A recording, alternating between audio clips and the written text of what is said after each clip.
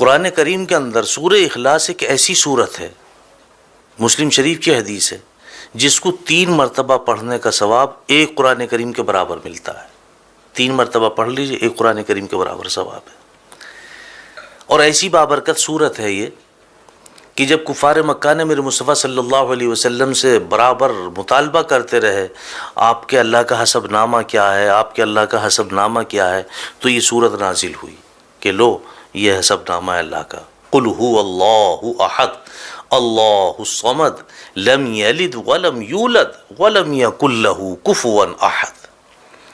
تنبیہ الغافلین باب نمبر 13 فضائل قرآن میں لکھا ہے کہ اگر کوئی شخص باوضو اس سورت کو 300 مرتبہ پڑھ لے، اللہ سبحانہ و تعالیٰ اس کو 9 فائدے عطا فرماتے ہیں، 9 فائدے حاصل ہوتے ہیں اس کے پڑھنے سے۔ پہلا فائدہ کیا ہے؟ اللہ رب العزت اس سورت کو 300 مرتبہ پڑھنے والے کے 300 دروازے غضب کے بند کر دیتے ہیں، جس میں دشمنی، قہر، فتنہ وغیرہ۔ دوسرے نمبر پہ 300 دروازے اس کے پڑھنے والے کے لیے رزق کے کھول دیتے ہیں، اپنے غیب سے اس کو رزق عطا فرمائیں گے، بغیر محنت کے عطا فرمائیں گے۔ نمبر 3، 300 دروازے اللہ سبحانہ و تعالیٰ اس سورت کے پڑھنے والے کے لیے رحمت کے کھول دیتے ہیں۔ نمبر 4، اللہ سبحانہ و تعالیٰ اس سورت کے پڑھنے والے کو اپنے علم سے علم عطا فرمائیں گے اور اپنے صبر سے صبر عطا فرمائیں گے۔ نمبر 5 پہ آتا کہ اس کو 36 مرتبہ قرآن کریم پڑھنے کے برابر ثواب ملے گا۔ اور نمبر 6 پہ آتا کہ اس کے 50 سال کے گناہ معاف ہوں گے۔ 300 مرتبہ پڑھنے کی فضیلت ہے یہ، اس کے 50 سال کے گناہ بھی معاف ہوں گے۔ اور نمبر 7 پہ آتا کہ اس سورت کے پڑھنے والے کے لیے اللہ سبحانہ و تعالی جنت میں 20 محل بنائیں گے، اور ہر محل جو ہے وہ یاقوت اور مرجان کا ہوگا، اور ہر محل کے جو دروازے ہیں 70,000 ہوں گے۔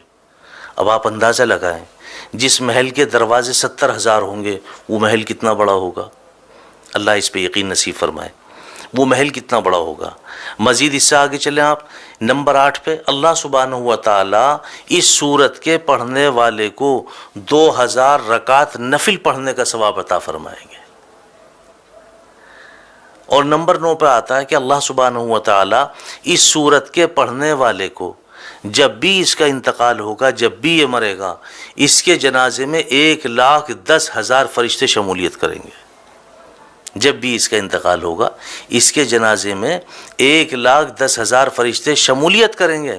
اور 10ویں نمبر پہ آگے فرمایا، حالانکہ 9 نمبر ہیں لیکن 10ویں نمبر پہ بھی اس کی وضاحت کی ہے کہ اگر کوئی شخص ہر نماز کے بعد 10 مرتبہ اخلاص کے ساتھ سورہ اخلاص کو پڑھ لے، لفظ اخلاص بھی یاد رکھیں، اخلاص کے ساتھ، یقین کے ساتھ، اعتماد کے ساتھ، عزت اور عظمت کے ساتھ 10 مرتبہ سورہ اخلاص پڑھ لے ہر نماز کے بعد، اللہ سبحانہ و تعالیٰ کے اوپر اس بندے کی مغفرت واجب ہو جاتی ہے۔